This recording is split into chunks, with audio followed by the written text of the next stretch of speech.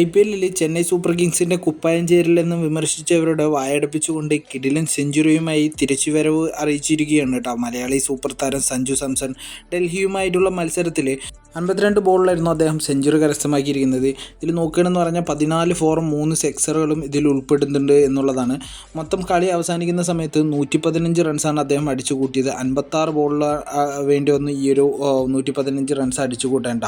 കളി തുടങ്ങിയ സമയം മുതൽ തന്നെ ഓപ്പണിംഗ് കൂട്ടുകെട്ടായിട്ടുള്ള ഗെയ്ക്വാദുമായിട്ട് അത്യാവശ്യം നല്ല രീതിയിൽ തന്നെയായിരുന്നു രണ്ടുപേരും ബാറ്റ് ചെയ്ത് തുടങ്ങിയത് ഗെയ്ക്വാദ് വളരെ സ്ലോ ആയിട്ടായിരുന്നു ബാറ്റിംഗ് ചെയ്തുകൊണ്ടിരുന്നത്. 62 റൺസ് ആയിരുന്നു ഫസ്റ്റ് വിക്കറ്റ് പോയതും. ആ ഫസ്റ്റ് വിക്കറ്റ് പോകുന്ന സമയത്ത് വരെയും സഞ്ജു സാംസൺ നല്ല അറ്റാക്കിംഗ് മോഡിൽ തന്നെയായിരുന്നു ബാറ്റ് വീശിക്കൊണ്ടിരുന്നത്. എന്നാൽ ഗെയ്ക്വാദ് ആണെങ്കിൽ വളരെ സ്ലോ ആയിട്ടായിരുന്നു ബാറ്റ് ചെയ്തുകൊണ്ടിരുന്നത്. അങ്ങനെ ഫസ്റ്റ് വിക്കറ്റ് പോയതിനു ശേഷം രണ്ടാമത് വന്ന ആയുഷ്മാത്രയോട് കൂടിച്ചേർന്ന് 113 റൺസിൻ്റെ ഒരു പാർട്ട്ണർഷിപ്പ് പടുത്തുയർത്തിയിട്ടാണ്. അതോടുകൂടിയിട്ട് തന്നെ അദ്ദേഹത്തിനൊരു സെഞ്ചുറി ഇന്നിങ്സ് കൂടിയിട്ട് അവിടെ കാഴ്ചവെക്കാനായിട്ട് പറ്റി എന്നുള്ളതാണ്.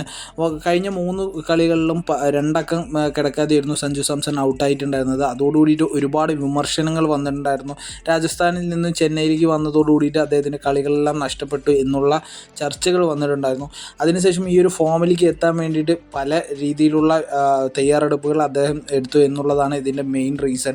ഇതിൽ നോക്കുകയാണെന്നുണ്ടെങ്കിൽ കഴിഞ്ഞ മത്സരം കഴിഞ്ഞതിന് ശേഷം വലിയൊരു ലോങ് ഗ്യാപ്പ് കിട്ടിയിട്ടുണ്ടായിരുന്നു. 5-ാം തീയതിയായിരുന്നു ചെന്നൈയുടെ അവസാന മത്സരം നടന്നിട്ടുണ്ടായിരുന്നത്.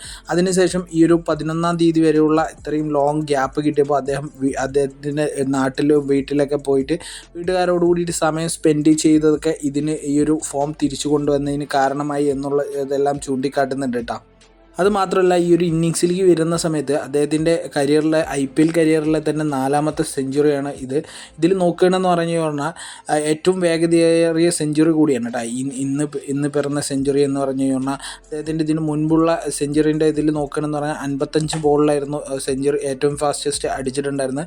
പക്ഷേ ഇന്ന് നോക്കുകയാണെങ്കിൽ 52 ബോളിലായിരുന്നു അദ്ദേഹം ഈ ഒരു ഇന്നിങ്സിൽ സെഞ്ചുറി അടിച്ചിട്ടുണ്ടായിരുന്നത്. അതുകൊണ്ട് തന്നെ ഇതാണ് അദ്ദേഹത്തിൻ്റെ കരിയറിലെ ഏറ്റവും ഫാസ്റ്റസ്റ്റ് സെഞ്ചുറി എന്നുകൂടി വിലയിരുത്തുന്നുണ്ട്.